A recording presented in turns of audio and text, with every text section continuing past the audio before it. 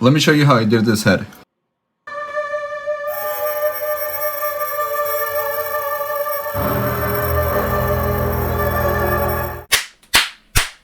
Hello, my name is Papito. In today's video, we're going to be customizing this head sculpt from Hello, my name is Ryan, and I'll basically be doing the painting process and fitting, also modifying the inside of the head sculpt so it can fit the Marvel Legends figure.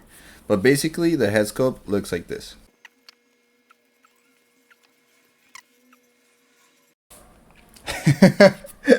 So it's supposed to look like this, and yeah, that's what I'll be painting, so stick around.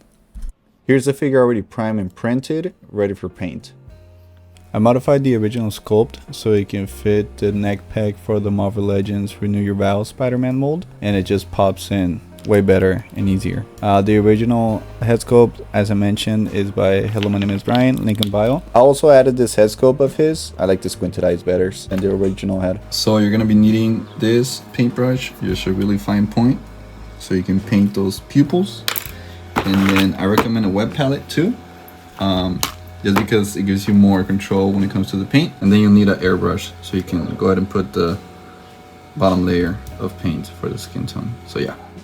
So people always ask me what brand I use when it comes to paints. I use the Vallejo paints, which they are for airbrushes, but if you water them down, you could also be used for the brushes itself.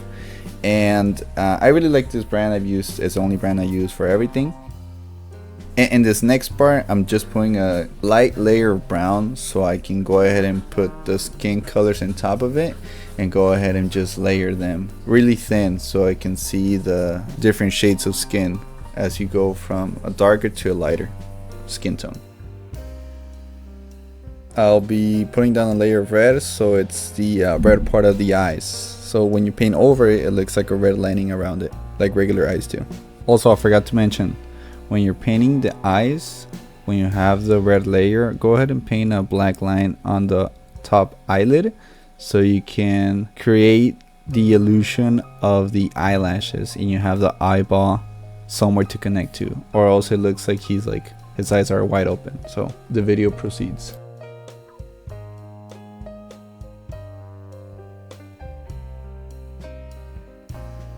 Here comes the easiest part, painting on the red. Color matching is a pain in the butt, so I recommend to eyeball it. The paints I use is a blood red from Vallejo and a regular red from Vallejo.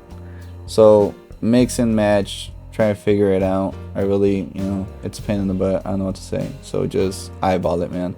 And I feel like I didn't even get the right color red. And there's so many things you can do with like Tamiya paints that are different shades of red. So just try it out and figure it out,